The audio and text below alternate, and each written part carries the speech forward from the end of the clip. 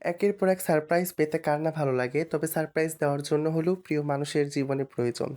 আর এসব প্রিয় মানুষ আছে বলেই আলহামদুলিল্লাহ আমরা সবাই অনেক হ্যাপি, সবাই অনেক ভালো থাকি। সবসময় দোয়া করবেন আপনারা যেন এভাবে ভালো থাকি। আজকে আমার বার্থডে সবাই তো সবাই আমার জন্য দোয়া করবেন। আজকে স্পেশালি আমাকে আজকে এই বার্থডে সেলিব্রেশনটা করে স্মৃতি আপু আমাকে উইশ করে সারপ্রাইজ করে। আমি আসলেই অবাক হয়ে যাই। আমি সারাদিন খুব অসুস্থ ছিলাম।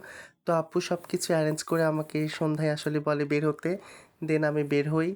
তো মুন আপু ছিল, রেজা ভাইয়া ছিল, মিষ্টি আপু ছিল, আমাদের ওয়াজিয়া আম্মু ছিল, তারপরে রোশান পাপা ছিল। আমরা সবাই মিলে অনেক মজা করি। এর ফাঁকে আমি একটু সেলফি তুলে নিচ্ছিলাম। আর রোশান পাপা, ওয়াজিয়া মামুনি সবাই খেলাধুলা করছিল।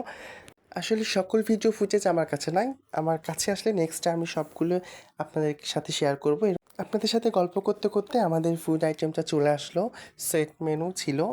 এটা এখানকার স্পেশাল পিৎজা অ্যান্ড বার্গে আমরা বার্থডে সেলিব্রেশন করা হয়েছে। তো এই তো আমাদের এভাবেই সবাই একের পর এক খাওয়া-দাওয়া শুরু করে দিই। মিষ্টি আপু বলতেছিল আমি ফার্স্ট খাবো।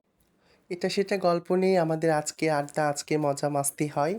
আর আমাদের ওয়াজিহা মামুনি কিন্তু খুবই মজা করেছে। পুরো পিৎজা অ্যান্ড বাগ রেস্টুরেন্টে ঘুরে, ঘুরে খেলাধুলা করেছে। সে অনেক এনজয় করেছে। আর আমাদের এভাবে খাওয়া-দাওয়ার সাথে গল্পগুজবের সাথে, সাথে আমাদের মানে আড্ডা চলে। অনেক মজা মাস্তি কার কি প্ল্যান নেক্সটে সেগুলো নিয়ে গল্প হয়। তো আমরা কিন্তু ছবি অনেক তুলেছি, ভিডিও অনেক তুলেছি। আপনাদের সাথে শেয়ার করব। Bye, by.